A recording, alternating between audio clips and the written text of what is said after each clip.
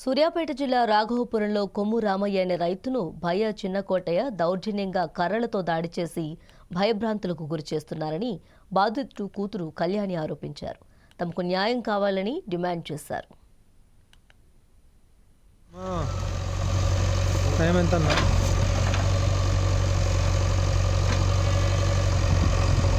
జిల్లా కలెక్టర్ గారికి, ఎంఆర్ఓ గారికి, పోలీసు వారికి విజ్ఞప్తి సార్. మాది రాఘవపురం గ్రామం, మోత మండలం.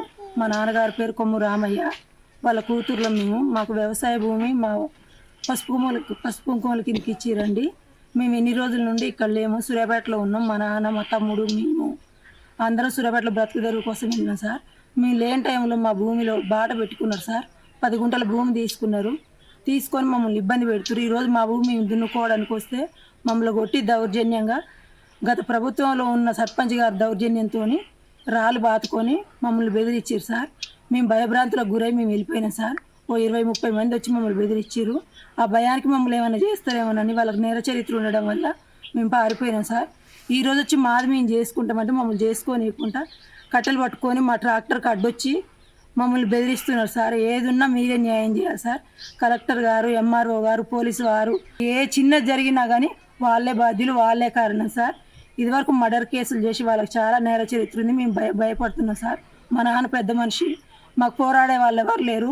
మేము ఆడపిల్లలం, మా తమ్ముడు చిన్నోడు. మీరే న్యాయం చేయాలని కోరుకుంటున్నా సార్. నమస్కారం అందరికీ. మీరు ఎటు చేసి మాకు న్యాయం చేయండి. మీ సర్వే నెంబర్? మాకు 4 ఎకరాల 31 గుంట పొలం ఉంది సార్. దాంట్లో సార్లో కొన్ని 57 సర్వే నెంబర్ సార్. దాంట్లో 7 గుంటలు ఉంది. 7 గుంటలలో ఒక గుంట కబ్జా పెట్టుకున్నాడు. వేరే పక్క రైతులే కూడా కబ్జా కొన్ని ఆయన పేరు మీద పట్టా చేయించుకున్నాడు. గత మా తాతల నుంచి వచ్చినప్పుడు ఆ పట్టాలు లేవు, మధ్యలో చేయించుకొని మా భూమి కొలుసుకొని ఇవ్వట్లేదు. ఆయన పేరు భయ చిన్నకోటయ్య. మమ్మల్ని బాగా ఇబ్బంది పెడుతున్నారు సార్. మాకు ఎడి చేసి న్యాయం చేయండి. ఏ ఎవిడెన్స్ లేదు. ఏమైనా ఎవిడెన్స్ ఉందా నీ కాడ? ఎవరికన్నా కొన్నవా? ఎవరికన్నా మరి ఎట్లా ఎక్కడి నుంచి వచ్చిందని అంటే మాట్లాడట్లేదు. ఏమనంటే ఒక 20-30 మందిని తీసుకొస్తాం, దామ్ దూమ్ అని అంటుండు, కొడతాం, చంపుతాం, బెదురుతాం అని అంటుండు. నీ నాటి ఇక్కడ నా పొలం కాడ బాట అయిపోతాను మాత్రం నా శెలక్ కాడ ఆపుతాడట. నన్ను దౌర్జన్యం చేస్తాను. నువ్వు శెలక్ ఎట్ట తిరుగుతావు, ఎట్ట చేస్తున్నావు అని ఒక 20 మందిని తీసుకొస్తుండు.